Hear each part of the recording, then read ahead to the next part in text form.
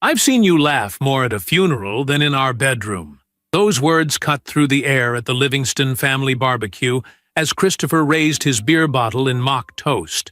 Everyone laughed. His mother, Margaret, his father, Vincent, his sister, Jennifer.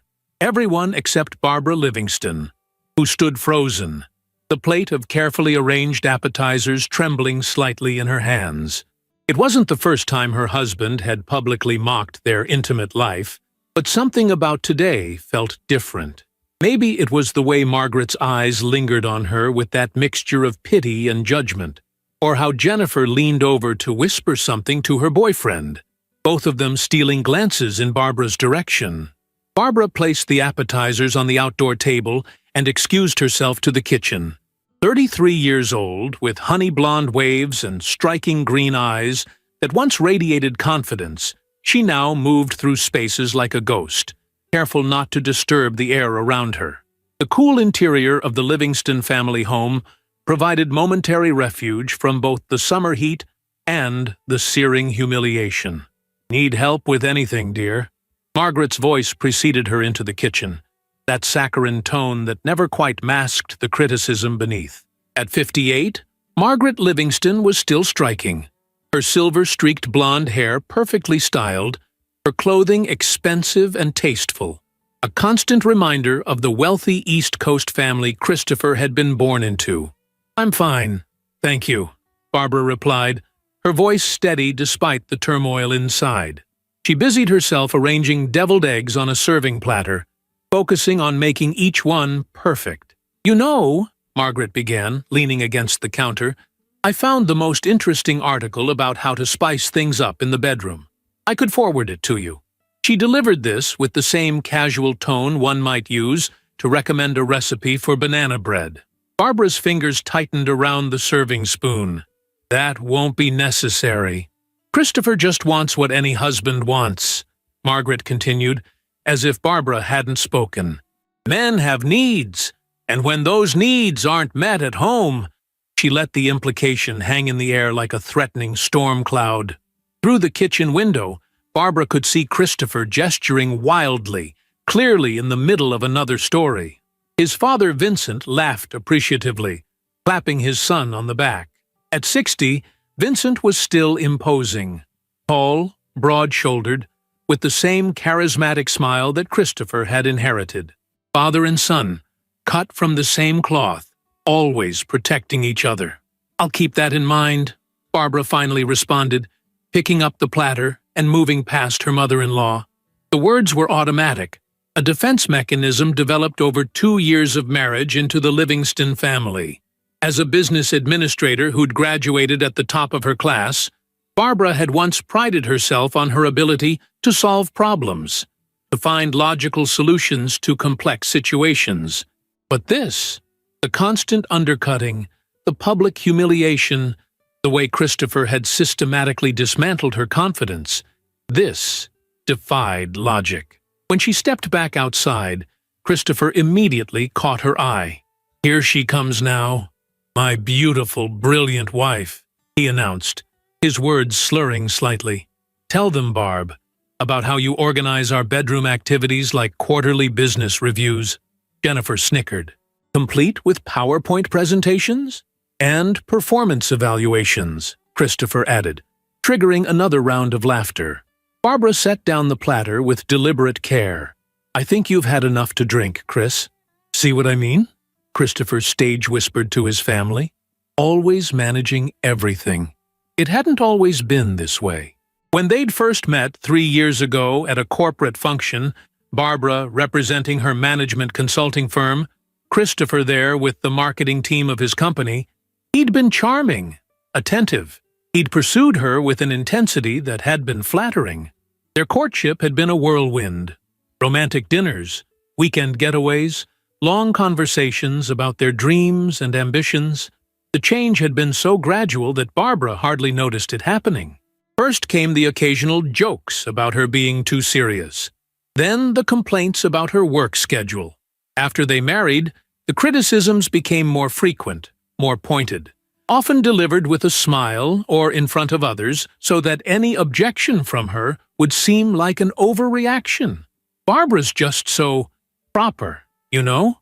Christopher was saying now, his arm draped around his sister's shoulders, like she's afraid to let loose. I keep telling her, life's not a board meeting. Jennifer nodded sympathetically. Some women just don't understand what men need. Barbara felt a familiar tightness in her chest, the prelude to panic that she'd become adept at suppressing. Breathe in for 4 counts, hold for 7, out for 8. The grounding technique her therapist had taught her. No one here knew about the therapy sessions she'd started 6 months ago, seeking help for what she'd been convinced was her own inadequacy. "Excuse me," she murmured, stepping away from the group. No one seemed to notice her departure. Inside the house, Barbara locked herself in the powder room and gripped the edge of the sink. The woman in the mirror looked back at her with eyes that didn't quite recognize themselves anymore. Where was the confident professional who'd built a reputation for razor-sharp analysis and decisive leadership? When had she started believing the narrative Christopher had created about her? Her phone buzzed in her pocket, an email notification from work. Even on a Saturday, Barbara remained connected to her responsibilities as senior administrator at Westfield Financial. Work had become her sanctuary, the one place where her competence wasn't questioned, where her contributions were valued. Christopher had tried to undermine that too, suggesting she was compensating for her frigidity by being a workaholic. The phone buzzed again, this time a text from Christopher. "Where are you? Mom's serving dinner." Barbara took one last look at herself in the mirror. "This can't continue," she whispered to her reflection. She didn't know then how right she was, or that in less than 24 hours she would discover the truth that would shatter the carefully constructed fiction of their marriage. Back at the table, Vincent was regaling everyone with stories of Christopher's childhood achievements. Even in high school, he was a natural salesman. "Remember that time you talked your way out of that suspension, son?" Christopher grinned. The principal never knew what hit him. "DT, my boy has always had a gift," Vincent continued proudly. "Barbara, you're a lucky woman to have landed such a catch." Barbara nodded automatically, the motion as empty as she felt. Across the table, Jennifer was scrolling through her phone. "Oh, Barb," Jennifer looked up. "I just sent you a link to this amazing book, Satisfying Your Man, the complete guide. I think you'll find it enlightening." She exchanged knowing glances with Margaret. Barbara felt her phone vibrate with the incoming message, but didn't reach for it. Instead, she focused on cutting her meat into perfectly even pieces, each slice a small act of control in a situation where she felt increasingly powerless. "Always so focused," Christopher commented, noticing her methodical cutting. "Even eating is a strategic operation."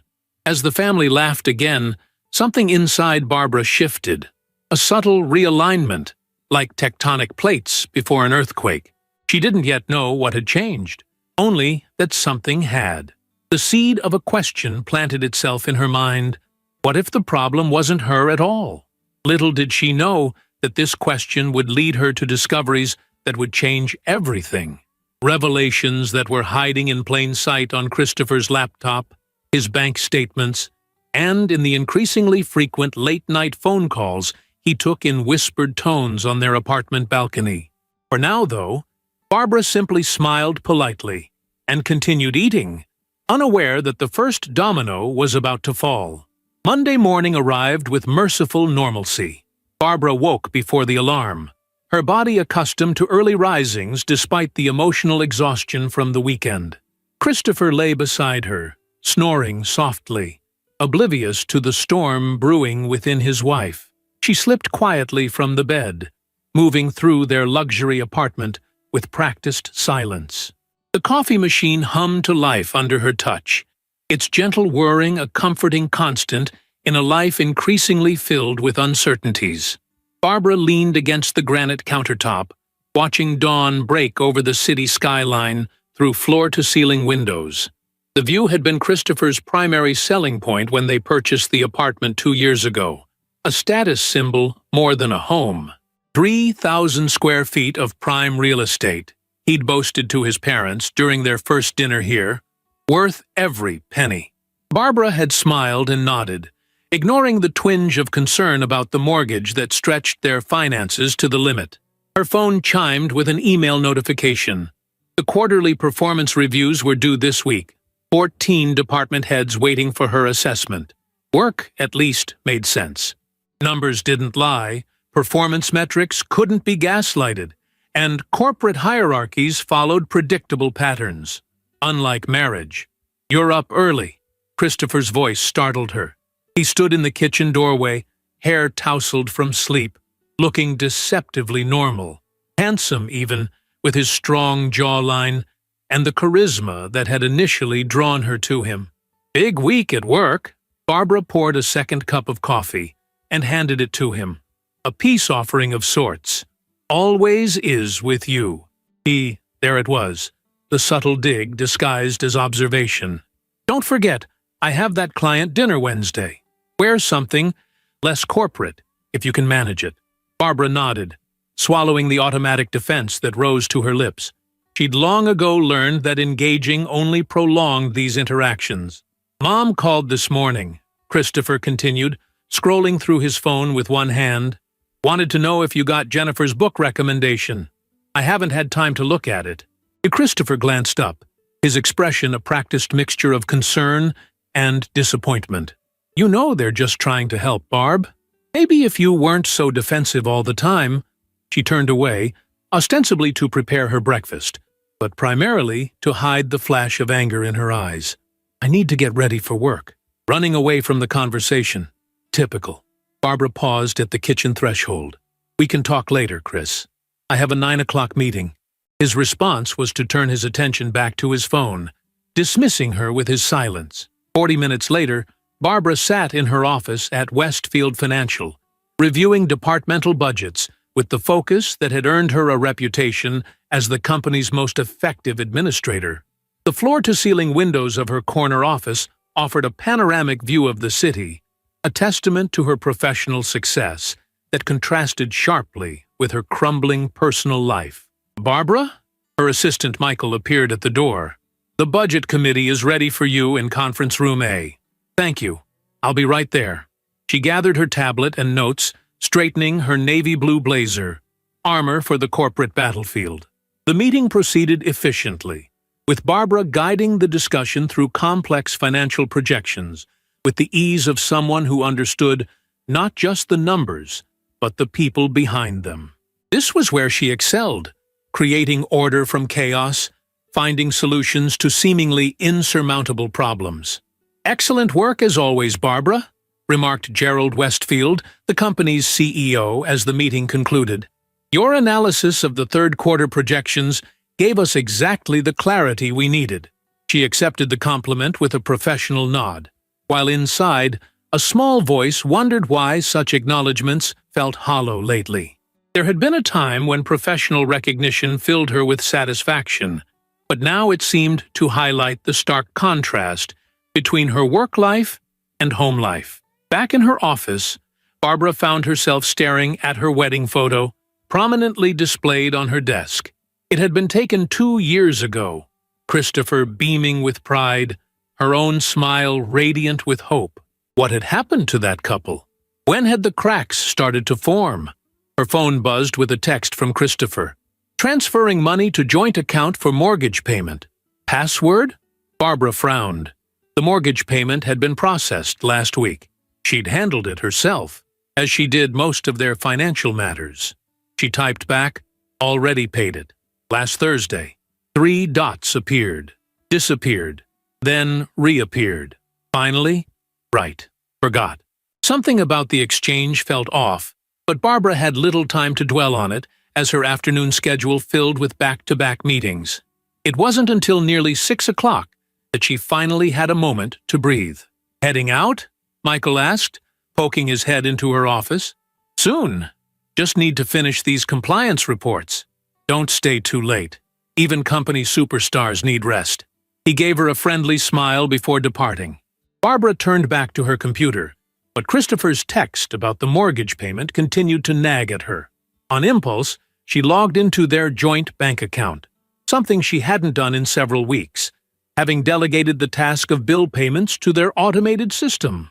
What she saw made her stomach drop. Their account balance was significantly lower than it should have been. Barbara clicked through the transaction history, her administrative mind immediately sorting the data into patterns.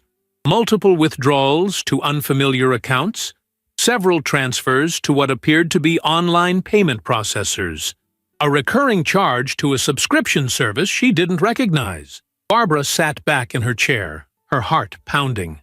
This wasn't just a case of overspending or poor money management. These transactions suggested something else entirely, something Christopher had been deliberately hiding from her. Her phone rang, startling her from her thoughts. Christopher's name flashed on the screen. "Hey," she answered, trying to keep her voice neutral. "I'm still at work." "No problem. Just wanted to let you know I'll be late tonight. Client meeting ran over, and now we're grabbing drinks." "Which client?" The question slipped out before she could stop herself. A pause. "Hanson Media." "Why?" Barbara knew Christopher's client roster intimately. He'd made sure of that, repeatedly quizzing her before company functions so she wouldn't embarrass him by forgetting important details. Hanson Media wasn't on that list. "No reason. Have fun." She ended the call before he could respond, then turned back to the bank statements on her screen. With methodical precision, Barbara began categorizing the unusual transactions, creating a spreadsheet that tracked dates, amounts, and destinations. The administrator in her took over, temporarily suppressing the wife who didn't want to believe what the numbers were telling her. 2 hours later, she had her answer, or at least part of it.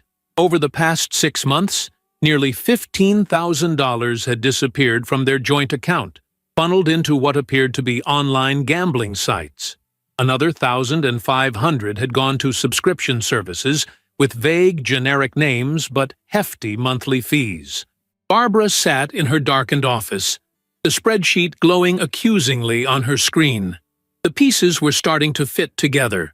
Christopher's increasing secretiveness about finances, his late nights, his deflection techniques whenever she brought up money concerns. All this time, he'd been projecting his issues onto her, creating a narrative where she was the problem in their marriage. Her phone buzzed again. Another text from Christopher. "Don't wait up. Meeting running late." Barbara stared at the message, a cold clarity washing over her. For months, she'd been questioning herself, internalizing Christopher's criticisms, believing that she was somehow deficient as a wife. Now, staring at the evidence of his deception, something shifted inside her. The same tectonic movement she'd felt at the family barbecue, but stronger now, more defined. She gathered her things and left the office, her mind racing with questions and realizations. The cool night air hit her face as she stepped onto the sidewalk, a physical shock that matched her emotional state. Barbara hailed a taxi, giving the driver their apartment address. "Actually," she said suddenly, changing her mind, "take me to the Westmont Hotel instead." 20 minutes later, she stood in the hotel's elegant lobby, her administrator's mind still working through probabilities and scenarios. If Christopher was lying about client meetings, where was he really going? And if he was gambling away thousands of dollars online, what else was he hiding? Barbara approached the front desk, summoning the authoritative presence she used in board meetings. "Good evening. I believe my husband is attending a business dinner here tonight. Christopher Livingston? Could you confirm which conference room they're using? I need to drop off some documents he forgot." The concierge tapped at his computer before looking up with an apologetic smile. "I'm sorry, ma'am, but we don't have any business functions under that name tonight." "Are you certain?" "It would be with Hanson Media." Another check. "No, I'm afraid not. We do have their annual conference next month, but nothing tonight." "I see, thank you." Barbara turned away, her suspicions confirmed. Christopher was lying. But about what? And why? As she left the hotel, a new determination settled over her. Tomorrow, while Christopher was at work, she would do something she'd never done before. She would search his laptop. The thought made her uncomfortable, running counter to her deeply ingrained respect for privacy and boundaries. But the evidence was mounting that her husband had already shattered those boundaries with his deception. Back in the taxi, Barbara stared out at the city lights, each one representing a life, a story, a truth. Somewhere in that glittering landscape of secrets and lies was the reality of her marriage, a reality she was finally ready to face. What she didn't know, as the taxi pulled up to their apartment building, was that the truth would be far worse than she imagined. Morning light filtered through the blinds as Barbara lay awake beside Christopher, listening to his rhythmic breathing. Sleep had eluded her most of the night, her mind racing through the implications of what she'd discovered. The clock on the nightstand read 6:15, 45 minutes before Christopher's alarm would sound. She slipped from the bed with practiced silence and padded to the kitchen, her bare feet cool against the hardwood floors. The coffee machine hummed to life, its familiar routine offering a small comfort amid the chaos of her thoughts. Barbara leaned against the counter, cradling her mug between her palms. Through the window, the city was coming alive, unaware of the small drama unfolding in the Livingston apartment. She watched a jogger navigate the sidewalk below, wondering if that person's life held similar hidden truths, or if it was only hers that seemed to be constructed on foundations of sand. Her phone chimed softly, a reminder about an early conference call she'd scheduled with the Tokyo office. Work would have to wait. Today, Barbara had a different mission. The shower started in the master bathroom. Christopher would take exactly 12 minutes to shower, another 10 to dress and style his hair, followed by 15 minutes for breakfast before leaving for work at 7:30. His routine was as predictable as the sunrise, a realization that sent a chill through Barbara despite the steaming coffee in her hands. How well she knew this man who was essentially a stranger.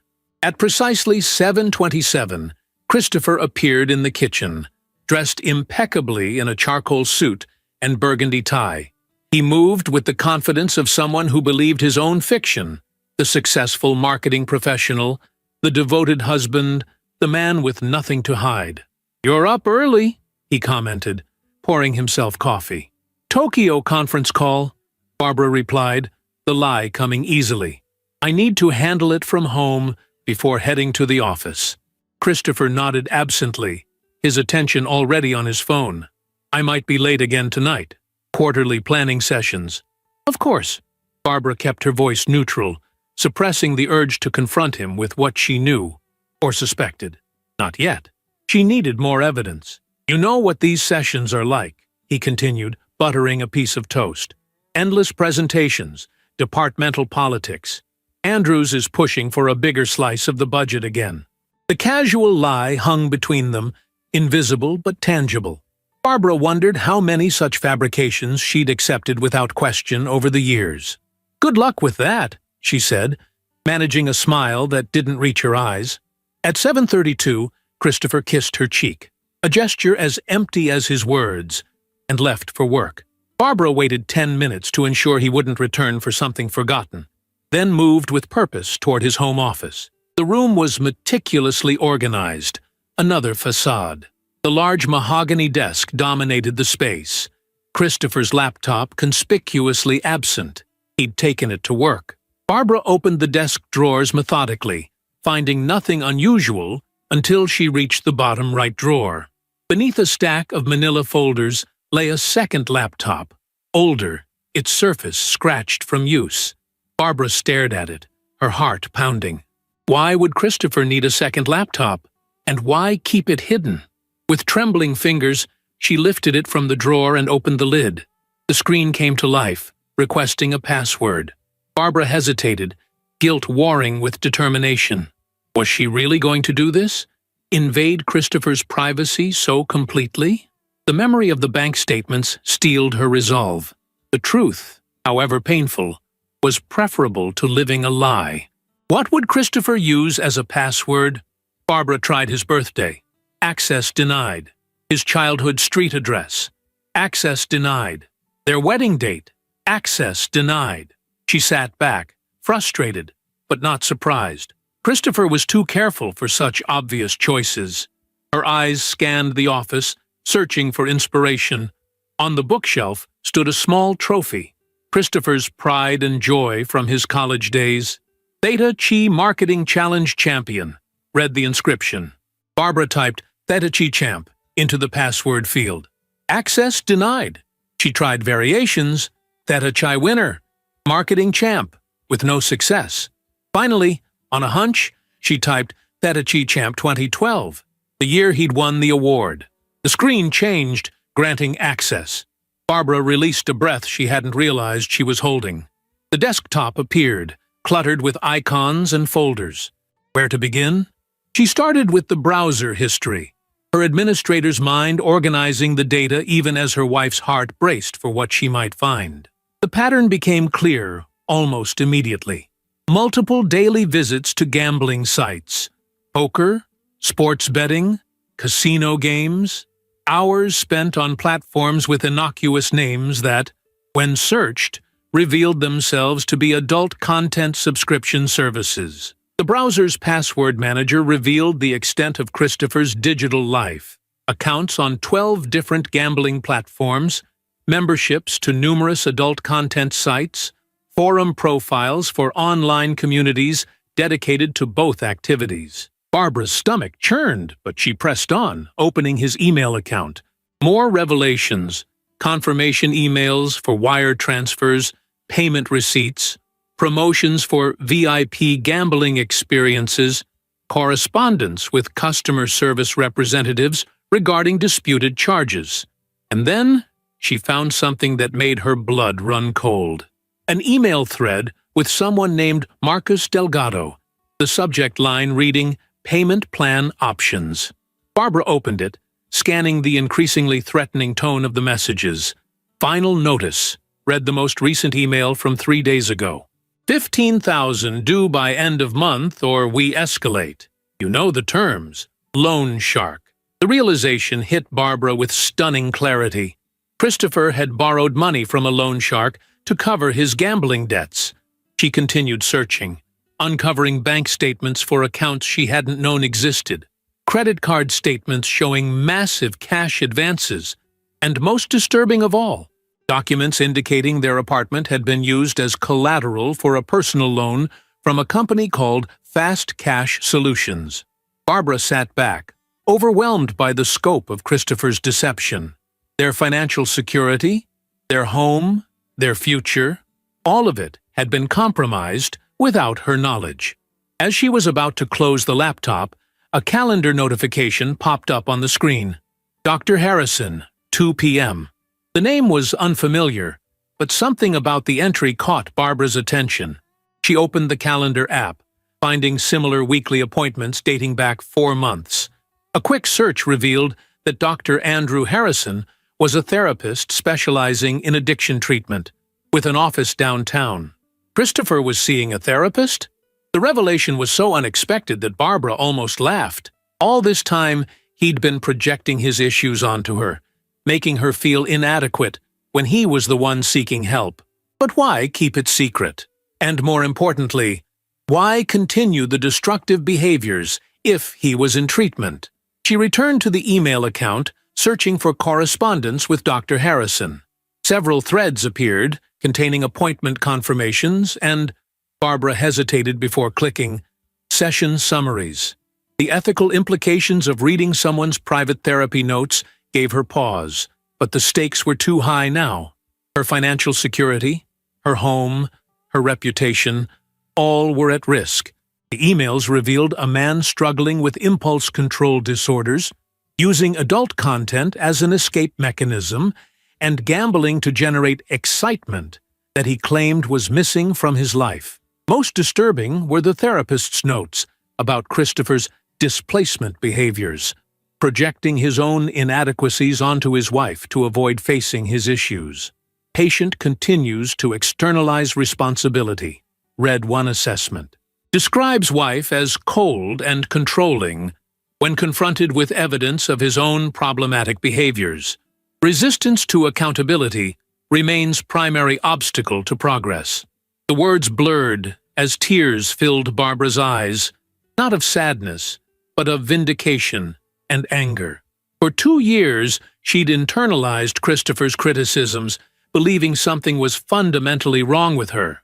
The gaslighting had been so effective that she'd sought her own therapy, convinced that she was failing as a wife. A notification sound from her phone broke Barbara's concentration. A reminder for her actual conference call with Tokyo in 15 minutes. The real world was intruding on her investigation. With methodical care, Barbara documented what she'd found, taking screenshots of the most damning evidence and emailing them to her personal account. Then she closed the laptop, returned it to its hiding place, and straightened the office to erase any sign of her presence. Back in the kitchen, Barbara tried to process everything she'd discovered. Christopher wasn't just a liar. He was an addict with mounting debts, including money owed to dangerous people. He'd put their home at risk, emptied their savings, and all while making her believe she was the problem in their marriage. The conference call came and went, Barbara participating on autopilot while her mind grappled with her new reality. By noon, she'd made a decision. She would confront Christopher tonight, offer her support if he committed to treatment, but stand firm on protecting herself financially and emotionally. She left the apartment and headed to work, her step lighter despite the gravity of the situation. Knowledge, even painful knowledge, was preferable to the gaslighted confusion she'd been living in. What Barbara didn't know as she entered her office building was that Christopher had already left work early, not for a client meeting as his calendar claimed, but to meet with Marcus Delgado about extending his payment deadline. And when that meeting went poorly, he would return home unexpectedly, his mood volatile, to find his hidden laptop moved ever so slightly from its precise position in the drawer. The confrontation Barbara was planning would come sooner than she anticipated, and it would unfold very differently than she imagined. As she sat in her office that afternoon, reviewing departmental budgets with her usual efficiency, Barbara had no way of knowing that in just a few hours her carefully controlled world would explode in ways she couldn't predict, and that the aftermath would force her to make the most difficult decision of her life. The first hint came at 3:15, when her assistant Michael appeared at her office door, his expression concerned. "Barbara, your husband is on line 1. He sounds upset." She thanked him with a nod, her stomach tightening as she reached for the phone. "Christopher? You went through my computer." His voice was dangerously quiet. Barbara closed her eyes briefly. "We need to talk. Not over the phone." "Damn right we do. I'm at home. Now." The line went dead. Barbara sat motionless for a moment, calculating her options. Christopher rarely showed anger directly. His weapons of choice were sarcasm, mockery, and passive aggression. This cold fury was new and unpredictable. She gathered her things and informed Michael she was leaving for the day. The drive home felt surreal, as if she were watching herself navigate traffic toward a confrontation that would change everything. As Barbara rode the elevator to their floor, she straightened her shoulders and lifted her chin. For too long, she'd allowed Christopher's narrative to define her. Today, armed with the truth, she would reclaim her story. She couldn't know that beyond their apartment door, Christopher was destroying evidence, deleting emails, clearing browser histories, shredding documents. But some truths couldn't be erased so easily, and the reckoning that awaited them both would expose secrets that neither was fully prepared to face. The apartment was unnaturally quiet when Barbara entered. No television noise, no music, no sounds of Christopher moving about, just the soft hum of the air conditioning and the distant city sounds filtering through the windows. She placed her keys in the ceramic bowl by the door, the soft clink unnaturally loud in the silence. "Christopher?" Her voice sounded strange to her own ears, steady despite the anxiety churning in her stomach. He appeared in the hallway like an apparition, leaning against the wall with deceptive casualness. His tie was loosened, top button undone, hair slightly disheveled. Subtle signs of distress that Barbara had learned to recognize over years of studying his moods. "How long have you been spying on me?" The question was delivered with chilling calm. Barbara set down her purse, buying time to compose her thoughts. I wasn't spying. I was protecting myself. By invading my privacy? Going through my personal computer? His voice remained controlled, but a muscle twitched in his jaw, a warning sign. After I found unexplained withdrawals from our joint account? Yes. Barbara moved to the living room, refusing to have this conversation in the narrow confines of the entryway. Distance felt necessary, protective. Christopher followed, maintaining the space between them. So you admit it? Yes, I looked at your hidden laptop, and I found evidence of gambling debts, adult content subscriptions, loans from dangerous people, and our apartment being used as collateral without my knowledge or consent. The words tumbled out with surprising ease, each one lifting a weight she hadn't realized she'd been carrying. I also found your therapy records with Dr. Harrison. A flash of something. Shame, anger, crossed Christopher's face before his expression hardened again. You had no right, and you had no right to put our financial security at risk without telling me. You had no right to use our home as collateral. You had no right to make me believe I was the problem in this marriage when you've been struggling with addictions you've hidden from me. Barbara's voice rose slightly before she reined it in. Emotional outbursts would only give him ammunition. Christopher moved to the bar cart in the corner, another warning sign. Barbara watched as he poured himself 2 fingers of bourbon, noting the slight tremor in his hands. You don't understand, he finally said, his back still to her. The pressure I'm under. I understand more than you think, Barbara interrupted, surprising them both with her assertiveness. I understand displacement. I understand projection. I understand how you've been making me the scapegoat for your own issues. He turned then, eyes narrowing. Been reading my therapy notes thoroughly, I see. Yes, I have. And I've learned that while I've been blaming myself for our problems, believing your narrative that I'm cold and inadequate, you've been lying about nearly everything. Christopher took a long drink, then set the glass down with deliberate care. What exactly do you want, Barbara? Money? The apartment? Is this your play for divorce leverage? The question caught her off guard. Divorce hadn't been her immediate thought. Confrontation, intervention, healing had been her focus. But Christopher had jumped straight to the dissolution of their marriage, revealing perhaps more than he intended about his own perspective. What I want, she said carefully, is honesty. I want to understand how we got here. I want to know if there's anything left worth saving. A bitter laugh escaped him. Always the pragmatic administrator. Even our marriage is just another project for you to manage. The familiar tactic, twisting her words, making her strengths into flaws, no longer had power over her. Barbara recognized it now for what it was. Deflection. This isn't about me, Christopher. It's about the $15,000 you owe to a loan shark. It's about the documents I found showing you've remortgaged our apartment without my signature, which, by the way, is fraud. It's about the 4 hours a day you spend on adult websites while telling your family I'm the one with intimacy issues. His face flushed with anger. You don't know what you're talking about? Actually, I do. Barbara's voice remained steady. I'm an administrator, remember? Analyzing data is what I do.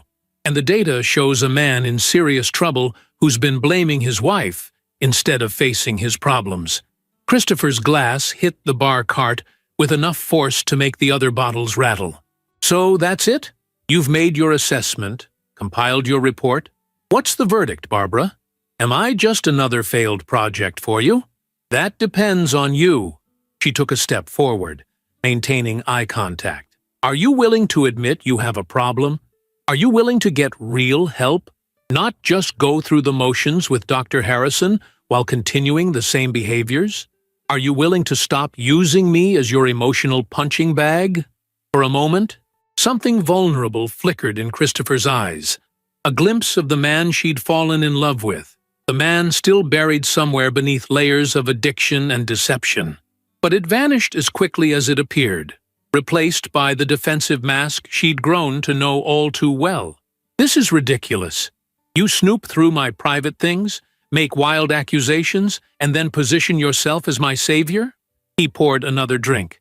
Classic Barbara, always needing to be right, always needing to be in control.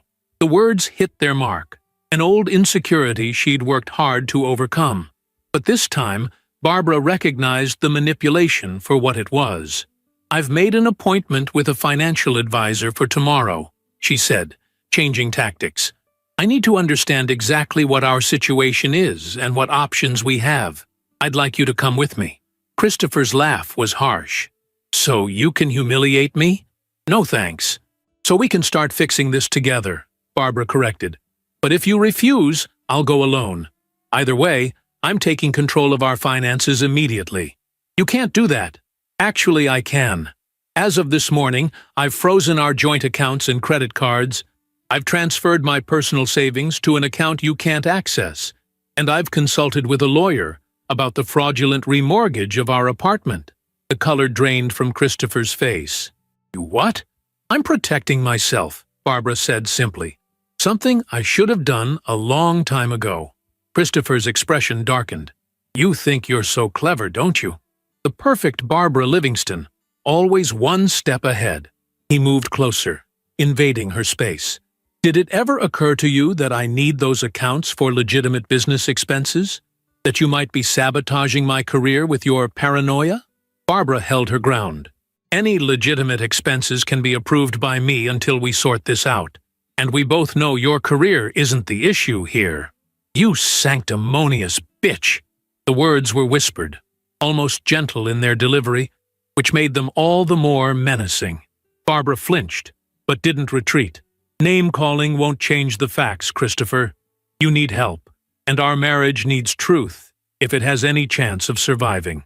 He turned away abruptly, running his hands through his hair in frustration. "What do you want from me? A full confession? Fine. Yes, I gamble. Yes, I watch adult content.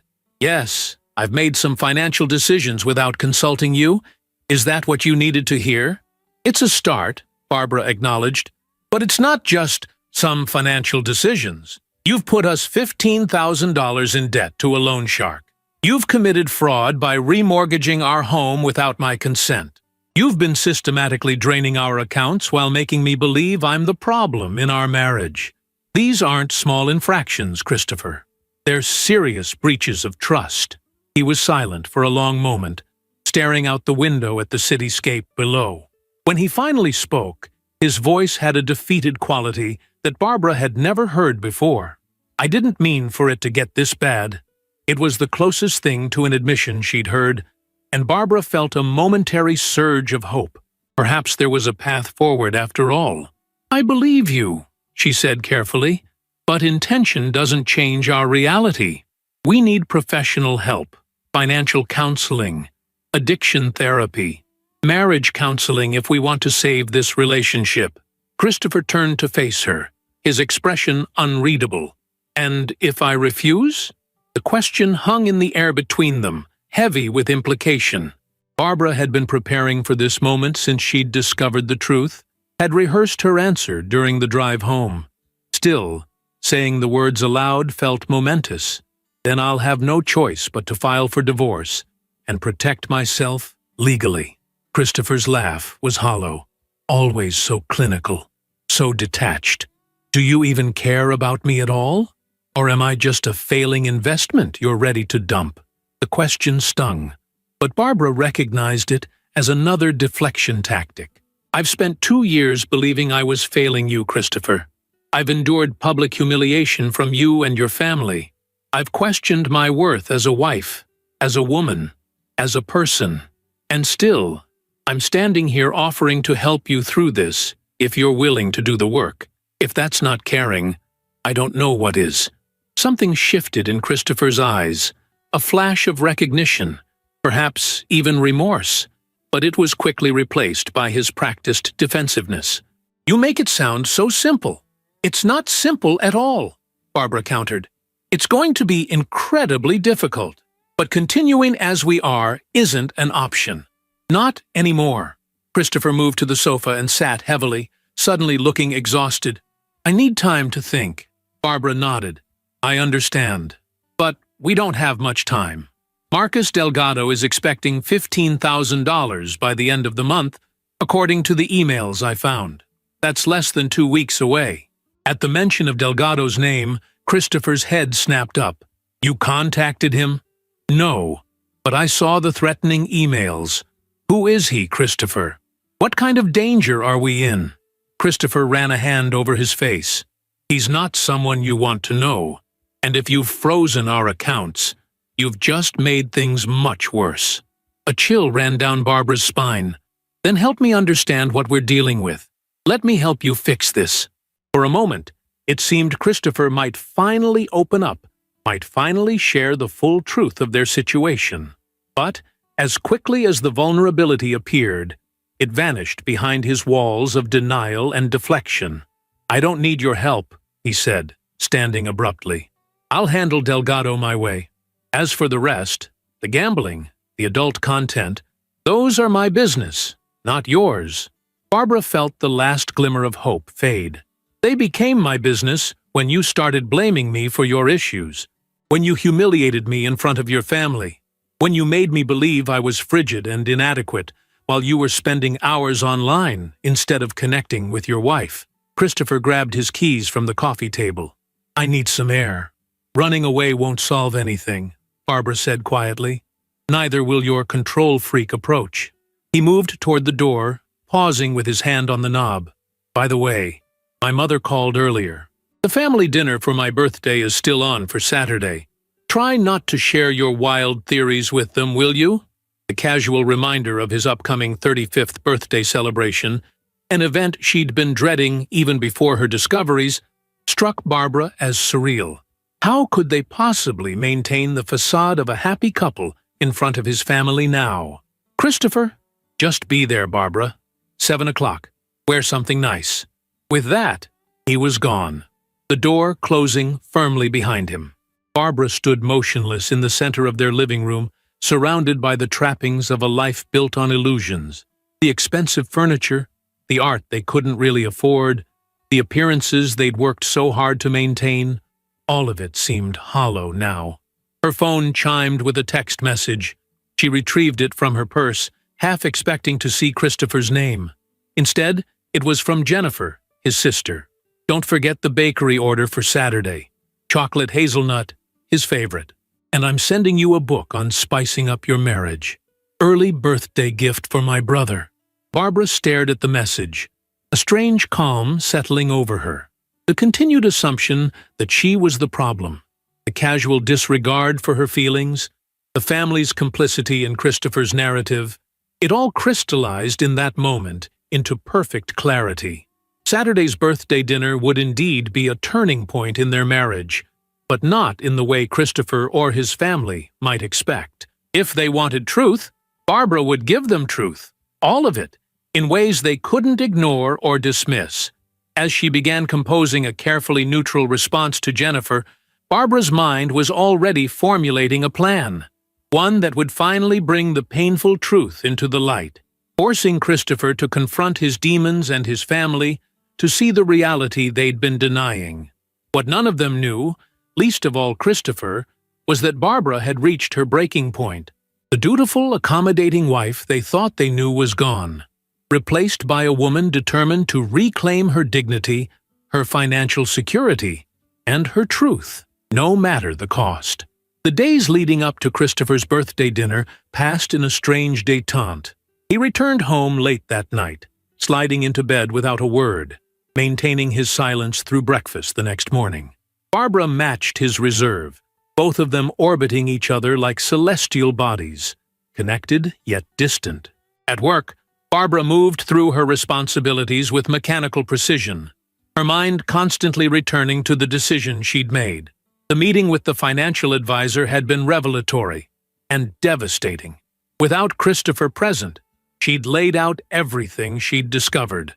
Watching the advisor's expression shift from professional neutrality to poorly concealed alarm.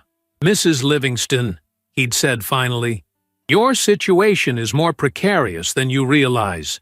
The remortgage documents you mentioned, I'd like to see them.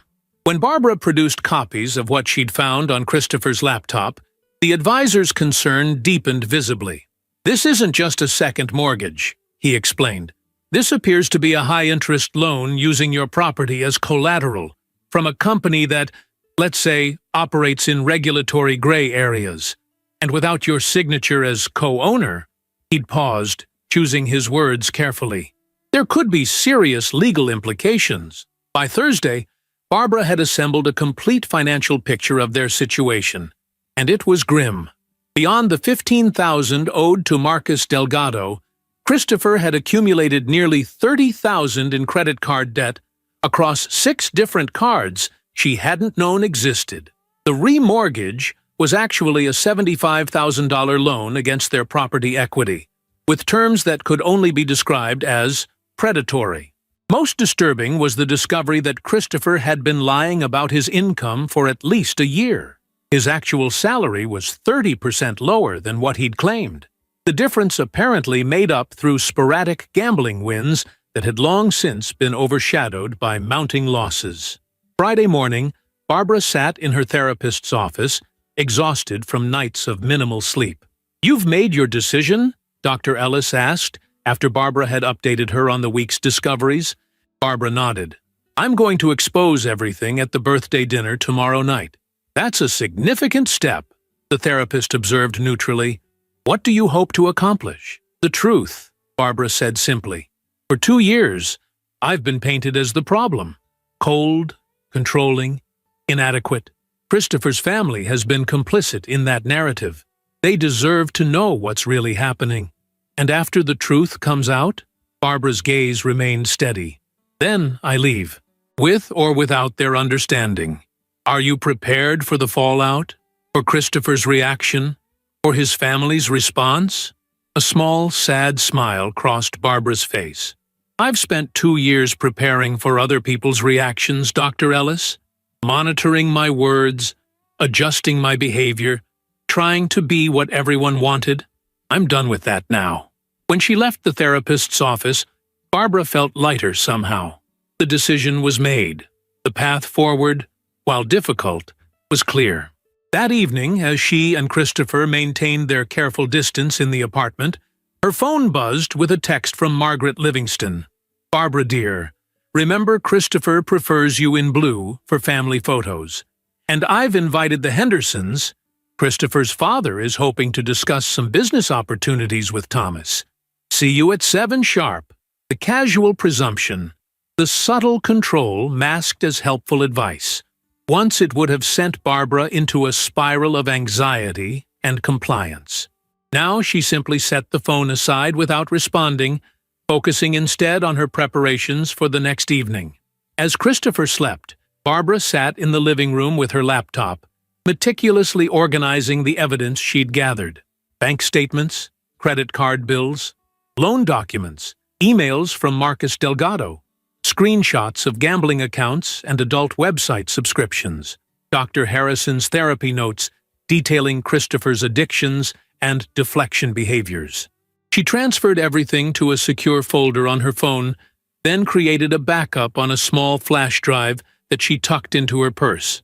Whatever happened tomorrow night, the truth would finally be heard.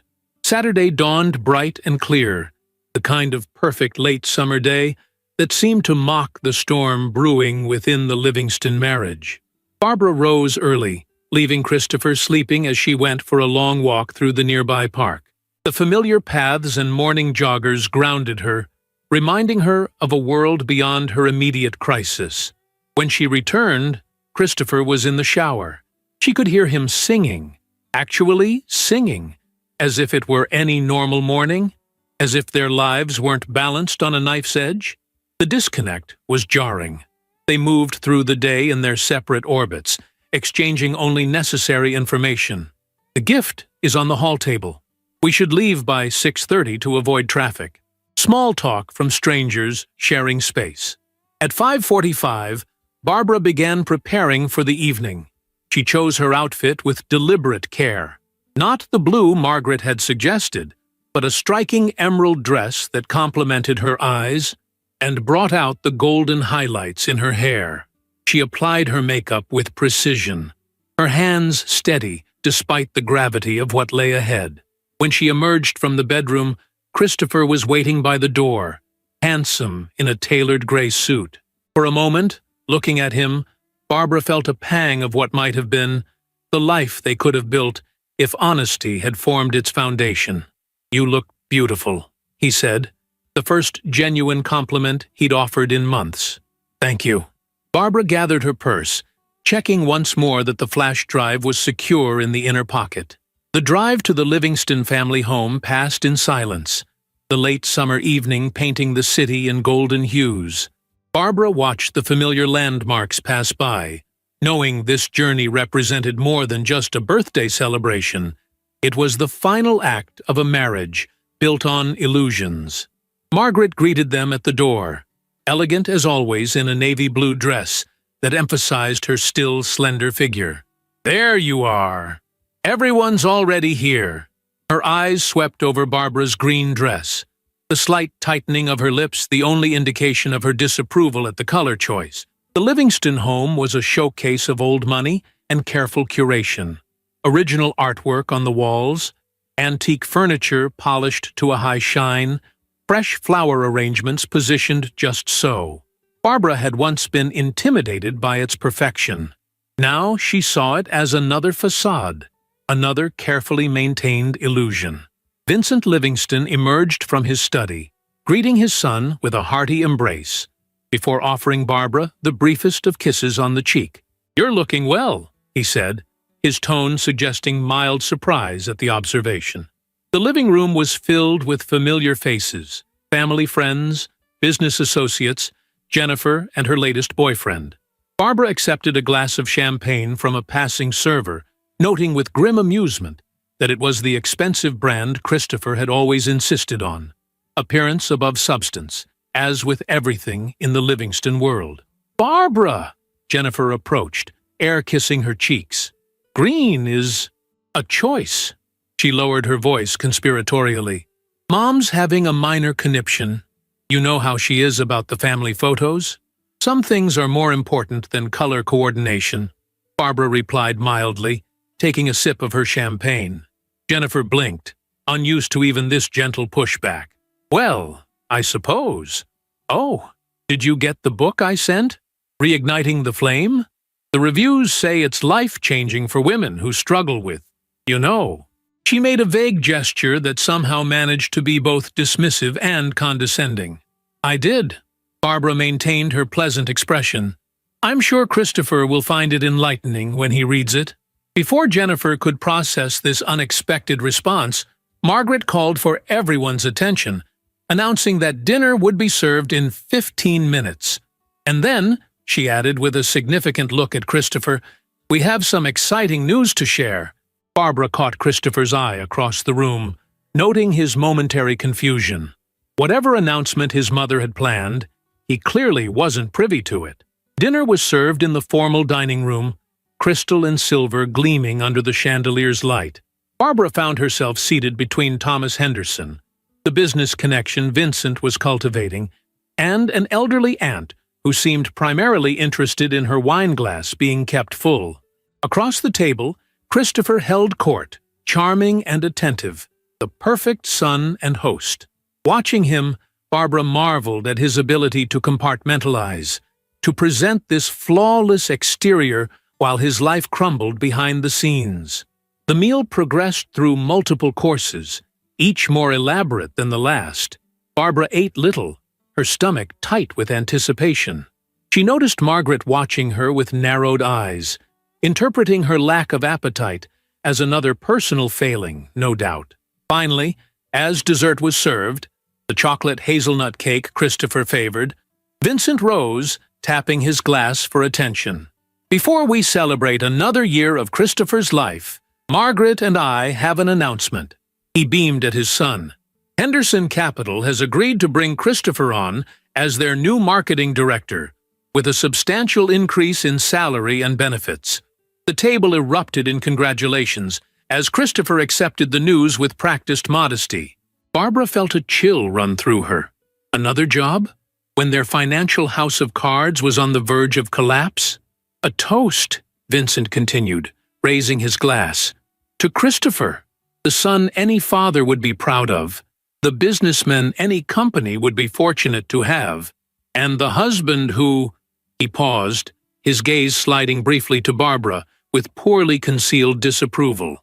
Well, who works tirelessly to provide the best for his family.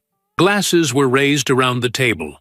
Barbara lifted hers mechanically, her mind racing. This job offer complicated things. It offered Christopher yet another escape route, another way to avoid confronting his real problems.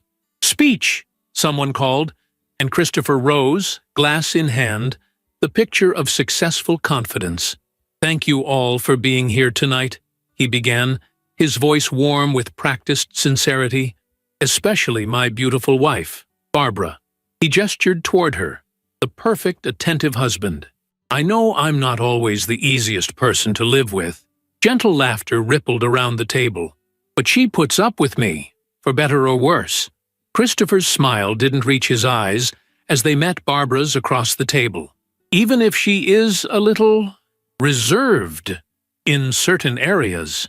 The implication hung in the air, followed by uncomfortable titters from the guests who understood the reference to their supposedly troubled intimate life. Jennifer snickered openly, while Margaret's expression conveyed sympathetic embarrassment. For Christopher, not Barbara. In that moment, watching the family exchange knowing glances at her expense, something crystallized in Barbara. This wasn't just about Christopher anymore. It was about an entire system that had been built to protect him, to excuse him, to elevate him at her expense. As the laughter subsided, Barbara rose smoothly to her feet, glass in hand. The unexpected movement caught everyone's attention, conversation faltering into silence. "I'd like to offer a toast as well," she said, her voice steady.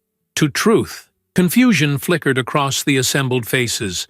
Christopher's expression hardened, a warning in his eyes that Barbara chose to ignore.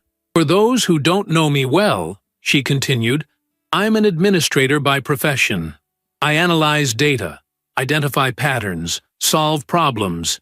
It's what I'm good at." She set her glass down and reached for her purse, removing her phone. "Recently, I've been analyzing some very troubling data in my own marriage." "Barbara," Christopher's voice held a note of alarm. "This isn't the time." "It's exactly the time," she countered calmly. "Your family deserves to know the man they're celebrating tonight." Before anyone could react, Barbara moved to the large television mounted on the dining room wall and connected her phone wirelessly. The screen came to life, displaying the folder she'd prepared. "What you're about to see," she addressed the stunned gathering, "is evidence of why Christopher has been describing me as cold and inadequate for the past 2 years. She opened the first file, bank statements showing withdrawals to gambling sites. Thousands of dollars disappeared over months. Christopher has lost approximately $15,000 gambling online in the past 6 months alone. Gasps and murmurs rippled through the room. Margaret's hand flew to her throat in shock. Barbara continued methodically, opening the next file. Credit card statements showing subscriptions to adult content platforms. He spends an average of 4 hours daily on adult websites, while telling his family that I'm the one with intimacy issues. Christopher lurched to his feet. "Turn that off right now." "No." Barbara's voice remained level. "For 2 years, I've been humiliated in front of your family. I've been made to believe I was failing as a wife. I've been the punchline of your jokes, the target of your mother's helpful advice, the recipient of your sister's condescending self-help books. All while you've been lying about everything." She advanced to the next screen, the loan documents showing their apartment used as collateral. "Christopher remortgaged our home without my knowledge or consent to cover gambling debts. That's fraud, by the way." Vincent had gone pale, his earlier pride evaporated. "Christopher, is this true?" Before her husband could respond, Barbara opened the email thread with Marcus Delgado. "He currently owes $15,000 to a loan shark, due by the end of this month. A loan shark who, based on these messages, doesn't make idle threats." The room had fallen into shocked silence. Christopher stood frozen, his face a mask of rage and humiliation. And finally, Barbara said, opening the last file, therapy records showing that Christopher has been in treatment for impulse control disorders related to gambling and adult content addiction for the past 4 months, while continuing to blame me for our marital problems. Margaret swayed slightly in her chair, looking as though she might faint. Vincent's expression had hardened into something unreadable. Jennifer stared at her brother in disbelief. "I've tried," Barbara said, her voice finally betraying emotion. "I've tried to help him, to understand, to support him through this, but he refuses to acknowledge the problem. He continues to lie, to manipulate, to put our financial security at risk." She turned to face Christopher directly. "And he continues to humiliate me, rather than face his own demons." Christopher's face had drained of color, his carefully constructed world collapsing around him. "You had no right," he whispered. "I had every right," Barbara countered. "This affects my life, my future, my safety, and I'm done being your scapegoat." She disconnected her phone from the television and turned to address the stunned family. Christopher needs help, real help, not enablers who reinforce his denial. He has serious addiction issues and dangerous debts. And until he's ready to truly address those problems, I can't be part of his life anymore.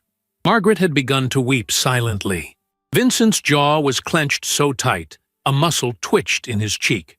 Jennifer looked as though she'd been slapped. "I'm sorry you had to learn the truth this way," Barbara said, gathering her purse. "But I've tried every other approach, and nothing has broken through the walls of denial. His or yours." She moved toward the door, pausing beside Christopher. "I'll be staying with a friend while I look for my own place. My lawyer will contact you next week about the separation." The silence that followed her through the dining room and into the hallway was absolute. No one moved to stop her. No one called after her. They remained frozen in the aftermath of truth, too long denied. As Barbara stepped out into the warm evening air, a weight lifted from her shoulders. The path ahead would be difficult, untangling their finances, rebuilding her life, healing from the emotional damage of the past 2 years. But for the first time in longer than she could remember, she felt truly free. Her phone buzzed in her purse. A text message from Vincent. "We need to talk. Not now, but soon. There are things you should know." Barbara slipped the phone back without responding. Whatever revelations the Livingston family might offer now, they came too late to save her marriage. But perhaps they might help save Christopher, if he was willing to accept the help he so desperately needed. As she hailed a taxi, Barbara caught a glimpse of her reflection in a storefront window. Straight-backed, clear-eyed, resolute. The woman Christopher had tried to diminish was gone, replaced by someone stronger. Someone unwilling to accept lies or manipulation. Someone who understood her own worth. The taxi pulled to the curb. As Barbara gave the driver her friend's address, she felt a sense of possibility unfurling within her. A future undefined by someone else's narrative, unbound by someone else's limitations. Behind her, in the Livingston family home, a reckoning long overdue was taking place. Christopher would face his family, his addictions, his deceptions without her as his convenient scapegoat. And whatever path he chose from this moment forward would be his responsibility alone. The taxi pulled away from the curb, carrying Barbara toward an uncertain but authentic future. In the soft evening light, she allowed herself a small smile, not of triumph or vindication, but of peace. The truth, however painful, had finally set her free. 6 months later, Barbara stood in the doorway of her new apartment, coffee mug in hand, watching the sunrise paint the city in shades of gold and promise. The space was smaller than the luxury apartment she'd shared with Christopher, but it was hers. Every piece of furniture, every artwork on the walls, every decision made without compromise or consideration of someone else's approval. Her phone chimed with an email notification. The final divorce papers had been processed. The financial settlement had been complicated by Christopher's debts, But with Vincent's unexpected intervention, they'd reached an agreement that protected Barbara from the worst of the financial fallout. According to Jennifer, who had reached out with an awkward but seemingly genuine apology, weeks after the birthday dinner revelation, Christopher had finally entered a serious treatment program for his addictions. Margaret had joined a support group for families of addicts, slowly coming to terms with her role in enabling her son's behavior. The family mythology of Christopher as the golden child had crumbled under the weight of reality, painful but necessary for genuine healing to begin.